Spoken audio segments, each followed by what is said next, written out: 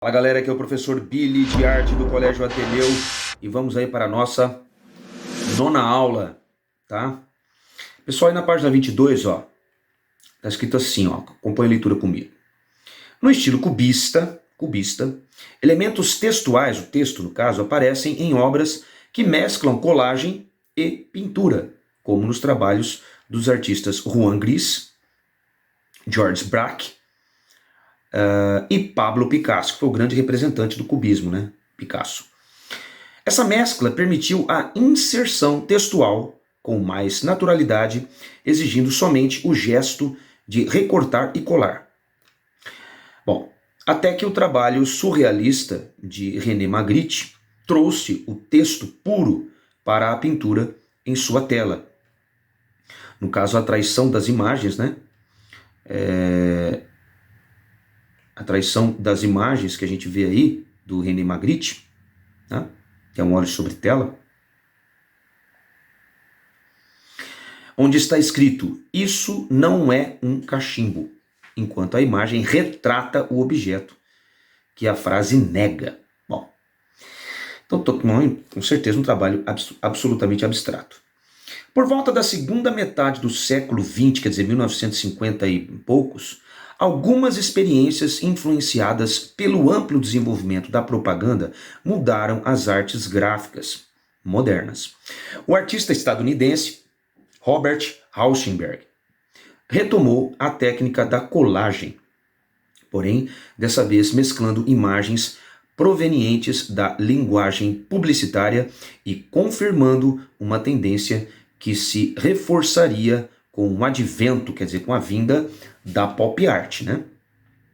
Que é quando utiliza-se objetos do cotidiano em arte. Bom, durante esse período, a arte celebrava itens comuns e mostrava as pessoas em seu cotidiano, né? Mostrava o dia a dia. Muito pelo uso de imagens comerciais, de referências populares, como cinema e televisão. A pop art teve o seu auge durante o advento da publicidade, né? Entre os artistas de maior destaque da pop art estão os estadunidenses Andy Warhol, né, e Roy Lichtenstein, e também o inglês Richard Hamilton. No Brasil, a nova figuração foi uma vertente de arte das décadas de 60 e 70, que dialogava com algumas estratégias da pop art, mas com características próprias, inclusive com uma postura temática mais crítica, como fica visível nas obras de artistas como Cláudio Tozzi, Rubens German e Carlos Vergara. Tá? Aqui o livro mostra também essa obra aqui de Andy Warhol, né? Lata de sopa Campbell, que é uma das mais famosas, né? Aqui no caso é um acrílico e grafite sobre tela. E aqui nessa imagem a gente vê uma guitarra de Pablo Picasso, né? Utilizando no caso o cubismo, né? Obras que têm a característica de terem representações mais voltadas para o geometrismo, tá? Aqui é uma colagem e óleos sobre tela. Tá? Bom, no caso, vamos pular aqui, vamos lá agora, lá para a página, olha lá, o texto em movimento, página 24. As manifestações artísticas transportadas pelos serviços postais são conhecidas como arte postal ou arte correio, mail art, né? A inovação trazida pela arte postal é um modo de transmissão que acontece por meio do correio. Não é, portanto, uma nova tendência artística em sentido formal. Tá? Atualmente, com diversas formas de difusão, divulgação de ideias e trabalhos artísticos, pensar nos serviços postais existentes como essa plataforma de disseminação de arte parece ultrapassado. De fato, a arte postal está datada no século XX, que vai de 1901 até 2000. Apesar de sua prática permanecer e ser reproduzida através das novas tecnologias. Com essa forma de produzir e divulgar a arte, os artistas almejavam alçar novos caminhos para visibilidade de sua produção, que poderia ser cerceada tanto pelas limitações de inserção mercadológica em museus e galerias, quanto pelo contexto político de restrição de livre circulação de informação.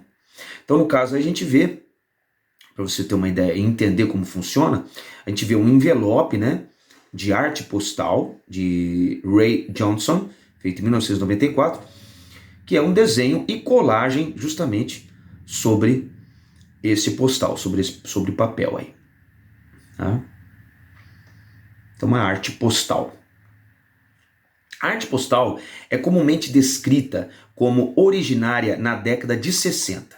Nos Estados Unidos, o artista Ray Johnson, nascido em 1927 e morto em 1995, um de seus principais expoentes, publicou obras de arte para seus amigos e colegas e passou a estabelecer a New York Correspondence School.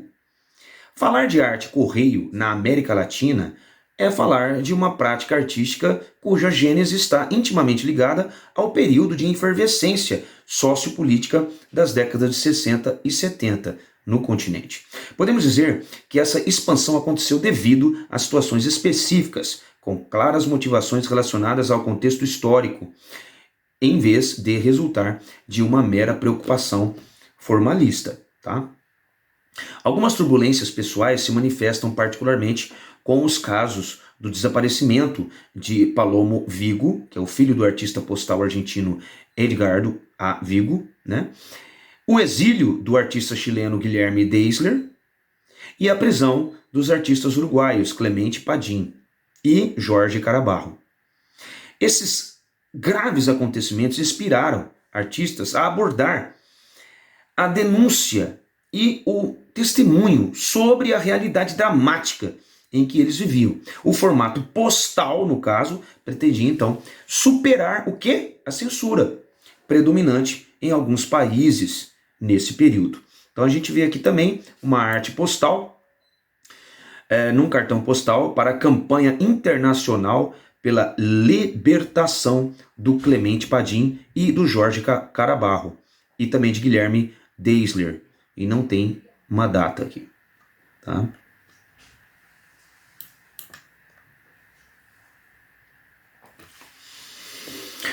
Bom, fique por dentro. Paulo Roberto Barbosa Bruschi,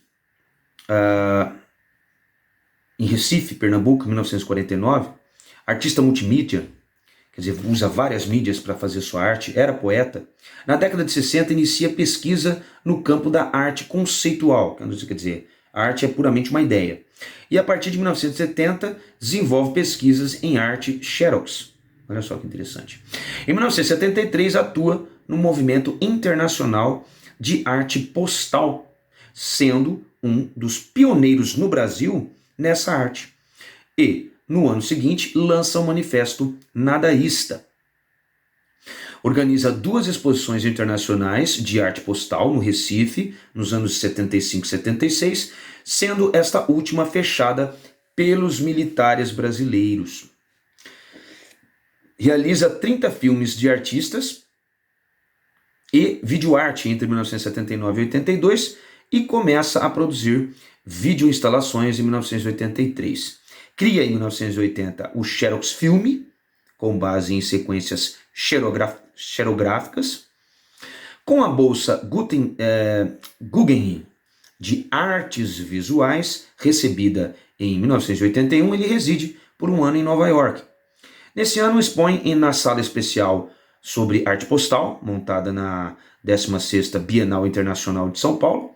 É editor de livros de artistas e mantém em seu ateliê no Recife importante coleção de livros e documentos sobre a arte contemporânea.